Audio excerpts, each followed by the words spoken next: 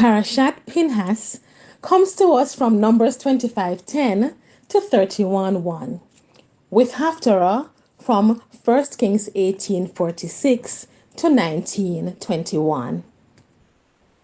Pinchas was the grandson of Aaron the high priest and the son of Eleazar the high priest who succeeded Aaron. Being of the priestly line, he was consecrated to the Lord, and he too was a leader in the Israelite camp, zealous in his service to his God. The Lord became angry when the Israelites began to engage in sexual immorality with Moabite women, worshipped false gods, and ate the food dedicated to these gods. In his anger, the Lord sent a plague in the camp. The Israelites were dying by the thousands. In an effort to cause the anger of God to subside, and by extension to stop the plague that was destroying the nation, Pinchas, in his zeal, made the decision to run through the crowd with his spear and put to death the two persons who blatantly rebelled against God. God approved the actions of Pinchas, as atonement was made on behalf of the people.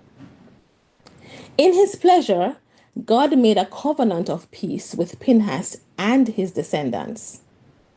The priesthood would remain in Pinchas' family forever.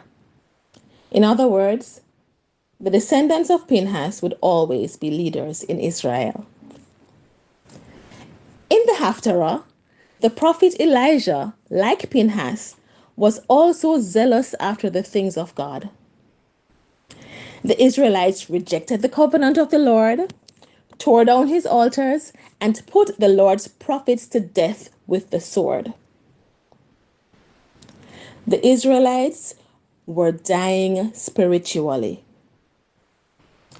Elijah, a leader in his time, was used by God to save the entire nation of Israel from being corrupted by the worship of false gods. He was used mightily by God on Mount Carmel, where God showed himself strong by fire, silencing the noise about who the true God is and putting to death the prophets of Baal. As a result of death threats by Queen Jezebel, the prophet ran in fear for his life. But the Lord found Elijah, revealed himself to him again, and renewed him.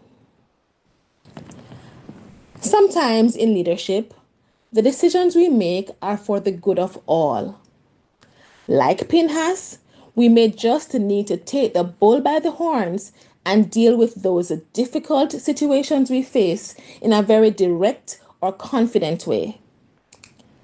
Some may not understand the zeal you have, but like the prophet Elijah, rest assured that once that zeal is for the things of the Lord, he will provide the backing you need to take you through it.